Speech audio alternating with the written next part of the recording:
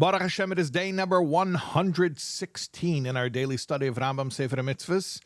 And we are finishing Hilchos Naziros, the laws of the Nazirite vows, in our 3 chapters a day of Mishnah Torah. And we're starting a new section of halacha, which I'll talk about, God willing, in a moment. But first, let's do our mitzvahs that correspond to the laws of the Nazirite vows. Positive Commandment 93 is the procedure. Positive Commandment, it's a do. How do you do the procedure for the conclusion of the Nazirite term? When he successfully, or she, successfully completes his or her term. We said, I think I mentioned that the minimum term of a Nazirite vow is 30 days. Could be longer. But when it is successfully completed, then there's a procedure outlined in the Torah, which includes shaving his head. See, it's interesting. The whole term of the Nazirite vow, the Nazir, is not allowed to shave so much as one hair on his or her head. But at the end, the Nazir shaves all of his or her head and brings special karbonis. That means sacrificial offerings in the holy temple in Jerusalem. Okay. Now we're beginning a new set of halacha called Hilchos Arochim V'Charamim. And that is about, it's a very interesting term, evaluations. But that doesn't really make sense to anybody who doesn't know what this mitzvah already is.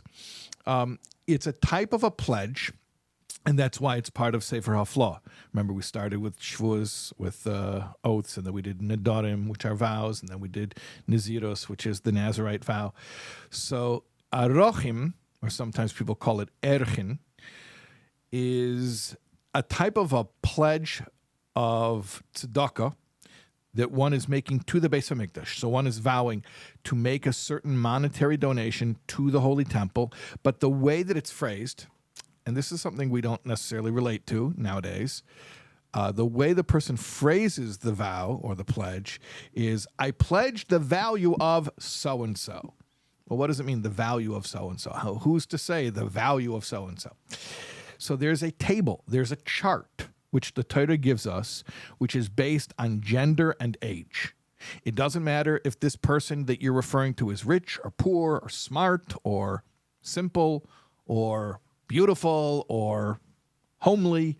None of these things are relevant. It's like a chart, like an actuary chart that goes by gender and age. And if you say, I'm pledging the value of so-and-so, so you just look up at the chart, okay, male or female, how old, and then there's a certain amount, a monetary amount, that the person who made the pledge is now obligated to give as a gift to the temple fund. And that is the mitzvah. Positive Commandment 114 is donating the value of a person. And again, we're not placing a value on human life.